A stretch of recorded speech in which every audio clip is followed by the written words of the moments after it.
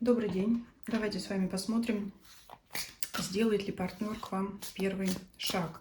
Вы можете загадывать партнера, с которым вы уже были в отношениях и, например, поссорились, расстались и хотите, чтобы он вернулся, интересуетесь, сделает ли он к вам первый шаг, проявится ли первый, или это может быть также новый человек, от которого вы ждете первых шагов. Новый знакомый или незнакомый. То есть вы хотите узнать, сделает ли человек первый шаг по отношению к вам.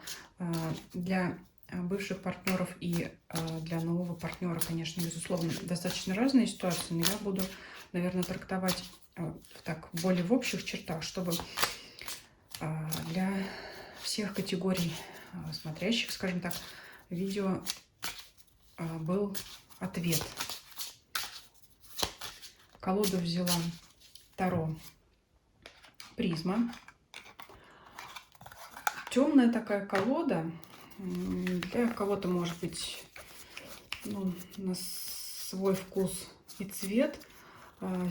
Здесь изображения довольно-таки размытые, но, как ни странно, она так хорошо отвечает на вопросы, в том числе взаимоотношений. Вот иногда возьмешь колоду с сердечками и цветочками и не видишь там ничего, честно сказать. А вот эта колода, она, как по мне, взаимоотношения очень хорошо раскрывает между людьми и не только, и все остальные вопросы. Ну вот захотелось взять ее, да, потому что она такая глубокая, темная, а тема расклада «Сделать ли первый шаг» предполагает, что вы не общаетесь или у вас сообщение встало на паузу или что-то пошло не так, поэтому нужно копнуть поглубже, копнуть глубоко, да, глубоко. Синий как раз такой глубокий цвет, я думаю, нам поможет. Опять долгое вступление у меня получилось. Ну давайте начнем. Сделает ли он первый шаг? Сделает ли он первый шаг? Будем смотреть только партнера. Вот здесь смотреть не будем, потому что нас интересует, что у него творится, что называется, будем ковырять серебряной ложечкой. Что у него вообще безотносительно вас в жизни происходит, какое настроение?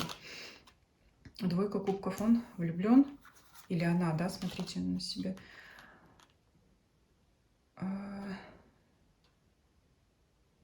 Восьмерка жезлов.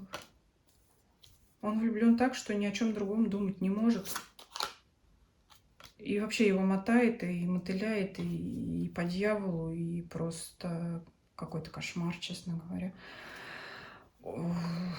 Так, я обычно так сдержана всегда в любых раскладах, но тут...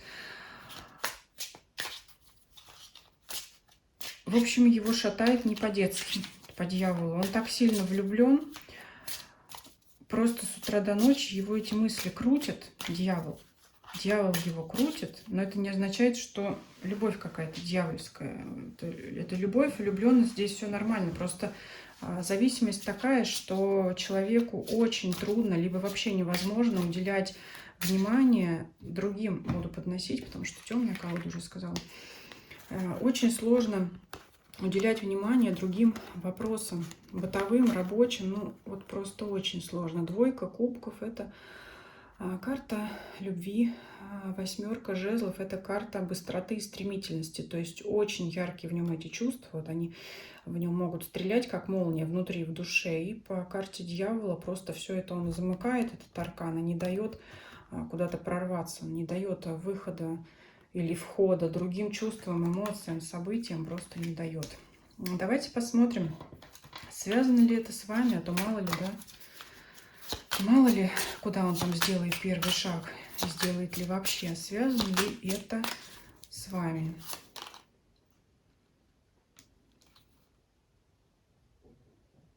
Вот если вы знаете, что вы на него имеете сильное влияние, то да. Сейчас еще дополню. То есть вот иногда, знаете, в некоторых парах явно ведущую роль занимает один из партнеров. Может быть и женщина, да? Все-таки, наверное, большинство смотрит женщины, сделает ли он первый шаг, да? Потому что если мужчина спрашивает, сделает она первый шаг, ну, может такое, конечно, быть, но здесь отталкивайтесь, пожалуйста, от того, как вы считаете, кто занимал доминирующую позицию в ваших отношениях, мужчина или женщина. То есть, если вы главенствовали в отношениях, то да, он думает о вас, потому что вы его по магу привязали. Кто-то, может быть, действительно привязал. Дьявол и маг — это такое сочетание, гремучая смесь может действительно говорить о привязках. У всех, не у всех, но действительно, может, кто-то даже его приворожил. Вы, я имею в виду, да, если вы знаете, что вы могли его подчинять, диктовать своими условия в хорошем или в плохом смысле. То есть, если вы имеете на него, имеете или имели на него влияние, то, безусловно, это все мысли и влюбленность о вас. Тут, знаете, прямо правда, кто-то его это приворожил, привязал, кто-то там что-то, я не знаю, гармонизирует или как-то что-то, может быть, там делает. Но дьявол с магом, я думаю, здесь не требуется дополнительных объяснений. Ну, даже если отбросить это у нас мистику, да, то в любом случае, вот я уже сказала, если вы считаете, что вы имели на него влияние, то да, это любовь, это все о вас. Паж кубков, вот она, любовь. Кстати, вы его тоже любите. Семерка жезлов. Вот они, препятствия, которые возникли. Человек вот здесь вот, тоже буду вам все карты подносить. Вот он, маг, который держит в руках человека, наверное, вам не видно будет. Сейчас я вам покажу. Вот здесь вот в руках у него эта точечка, крошечка, вот это другой человек. То есть это тот, кто манипулирует. Маг. Паж кубков. Вот он, паж кубков, который свою. Вот здесь вот у него в руках чаша, и от нее веет вот этот, значит, поток. Это та самая любовь. То есть от вас она тоже идет. Не только он сидит там в своих чувствах, в любви и мечется, как тигр в клетке по дьяволу, да, но и вы тоже. И вот они, обстоятельства, семерка жезлов, которые возникли на вашем пути, препятствия на вашем пути. Но дело в том, что семерка жезлов, она называется мнимыми препятствиями, как я называю ее, борьба, может быть, не только я ее так называю, карту, борьба с ветряными мельницами. Это когда человек борется с препятствиями, которых на самом деле нет. И вот здесь на карте у нас изображен человек, который пытается преодолеть, наверное, ну не океан, но какой-то водоем. И с одной стороны, это кажется невыполнимым или недостижимым, а с другой стороны, он нашел путь, как это преодолеть. Он перепрыгивает с одного вот этого шеста на другой. То есть это сделать очень сложно, надо быть очень аккуратным, но тем не менее это сделать возможно. Поэтому мнимые они или не мнимые препятствия на вашем пути, они преодолимые. Вот так скажем. А я могу так еще, знаете, сказать, раз эта карта выпадает в триплете по магу, да, то есть препятствий больше со стороны того партнера, который именно преобладает в отношениях. Вот так вот. То есть если вы считаете, что вы ведете ведущую роль в отношениях, там, ведете за собой партнера или как-то более активны в отношениях, то тогда препятствий с вашей стороны больше. Вот почему-то вот так.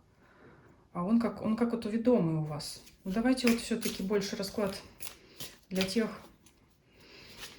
у кого сложилось. Дальше будем так смотреть линию, да.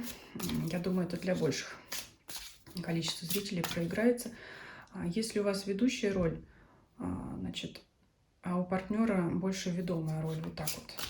Мужчина там вы или женщина, мы будем смотреть, ну, представим, что маг это вы, вот так вот я скажу, да. Будем отталкиваться, что маг это вы. Итак, препятствия все-таки какие-то есть. С вашей стороны они выходят. Почему с вашей? Ну или с позиции, да, с мага. Кто более там императрица? Ну, может быть, слишком требовательны вы. Двойка пентаклей. А иногда не знаете, чего хотите. Иногда он вас понять не может, да, то ли сё. То ему то, а то раз, и это, как в одном тоже известном фильме. Тройка жезлов. И, в принципе, это не против, он выполняет ваши желания. Что, знаете, это либо ваша требовательность, либо его мысли о том, что он вас не потянет и не сможет выполнять те желания ваши, не сможет соответствовать вашему статусу. А вы его как бы вот окутали со всех сторон. Ну, знаете, Не хочется так говорить, но такое ощущение, что вас в его жизни было очень много. Настолько много, что он в этих вот в 3 соснах заблудился просто. И как-то вот и спрятался просто. Может быть, он испугался, кстати. Но вот чувство-то его не отпускает. Вот он куда-то забился в свою клетку. Вы знаете, такое ощущение, что он чувствует очень сильно вот именно ваше влияние, ваше, ну, не то что давление, вот как бы вот чувство захлестывает, вот так вот. Настолько сильно, что он, с одной стороны, и думать ни о чем не может, а с другой стороны, он и делать ничего не может. То есть погряз человек там вообще. Ну, плюс в том, что он влюблен, если для вас это плюс, а минус в том, что он какой-то бездеятельный и вялый стал. Кстати говоря, тоже один из признаков магического влияния. Если оно присутствует, то лучше прекратить это делать, например, потому что он теряется, он просто от этой энергии. Либо, знаете, не обязательно магическое влияние. Может быть, у вас такая просто сильная энергетика, что если вы рядом оказываетесь, он рядом с ним, он просто выпадает из жизни куда-то там. Вот. Поэтому как-то либо реже видеться, на глаза попадаться друг другу на какое-то время, либо оставить ваши мысли о нем, потому что он чувствует вот эту энергию, которая не дает ему прохода.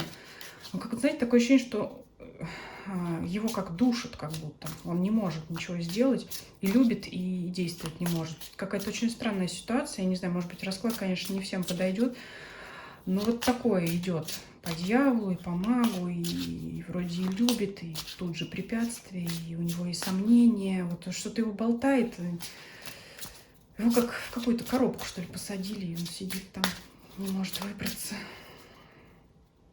Давайте посмотрим его мысли еще. Рыцарь. Рыцарь кубков любит.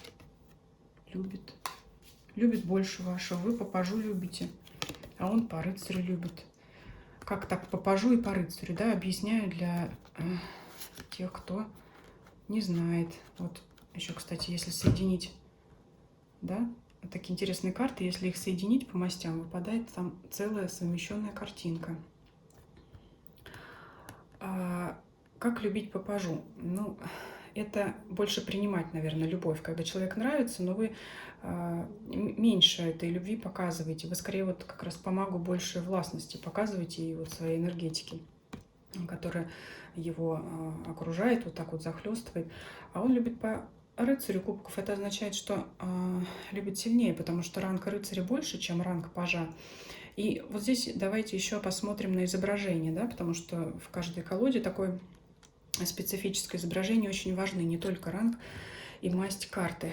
Во-первых, энергия ваша совпадает, то есть вы люди близкие по духу, родственная такая энергия, да, потому что кубки и у вас, и у него выпадают. И интересно, что получается, если соединить картинку, вот этот ваш поток, он соединяется, да, то есть не в разрыве там где-то, а рядышком. Вот это от вас идет энергия снизу вверх, то есть вы его вдохновляете, он окрыленный, он оказывается наверху, а он снизу вам спускает свою энергию, которую вас также питает. Поэтому здесь вот энергообмен-то, в принципе, у вас хороший, только вот все-таки карта показывает, что вы, ну, как бы на какой-то момент, это не, может быть не постоянно, но на какой-то момент вы его как бы задавили или подавили, что вот это, знаете, как, чтобы не было пресыщения, может быть, действительно стоит меньше видеться или меньше думать о нем. Знаете, когда говорят, слишком много думаешь о человеке, свою энергию ему отдаешь, он ей питается, а вы от этого энергию теряете. Кто-то может даже болеть начать, смотря на каком уровне все это происходит. Но вот здесь вот такое чувствуется по раскладу. В принципе, у вас взаимная любовь, взаимные мысли друг о друге, но вот как-то душно ему. Не хочется так говорить от вас, но такое ощущение, что вот переизбыток этой энергии у него, и как бы вот его, знаете, как мне вот нравятся эти передачи про космос, про тут тоже звезды, как-то там, я не знаю, там не помню какой точно порядок. нейтронная, что ли, звезда. Она когда в какой-то момент взрывается, получается суперновая звезда. Вот здесь такой какой-то пример в голову пришел, потому что такое ощущение, что его просто от этих чувств может разорвать. Поэтому оставьте его на некоторое время в тишине, да. Вы от него вот ждете как раз шага, а нужно некоторое время вообще самой о нем не думать, потому что, ну, энергия ваша велика, такая, что даже на расстоянии его пробивает. Но мы давайте все равно вот оставим пока вот это так, да, чтобы нам закрыть вот это вот все, какие-то неприятности, сомнения. Пусть вот она, эта энергия течет, льется, пусть она нормализовывается. Вот заранее заодно еще и сделаем и такой второй ритуал, да, вот хочется вот соединить эту энергию, чтобы она текла плавным потоком, чтобы никто никого не душил, не притеснял, чтобы все было гармонично. И вот двойку кубков сверху поставить, чтобы вы в итоге еще были на равных в энергообмене. И мы дальше посмотрим. Чувства мы раскрыли, мысли мы раскрыли. Человек думает он от вас, любит вас. Чувства его сильнее, чем ваши. Если вам это приятно знать, то я очень рада, в принципе. Это неплохо. И давайте посмотрим, да. Но я даже уже не знаю, как тут трогать его не хочется. Вот как в начале расклада сказала, ковырять серебряной ложечкой. Так вот, наверное, зря я это сказала, потому что мы еще... Вы его там ковыряете, еще и я тут еще его ковырнула. Давайте осторожно, сильно ковырять не будем. Но все-таки мы хотим узнать, будет ли он делать первый шаг к вам. Да, аккуратненько, осторожненько. Не будем сильно здесь копать, потому что я уже сказала, его надо оставить в покое. Может быть, даже в ближайшее время какие-то расклады на него не смотреть, в том числе. А хочется, наверное, да? Давайте. Его действие к вам, его первый шаг. Тройка пентаклей. Так. Император. Паш мечей.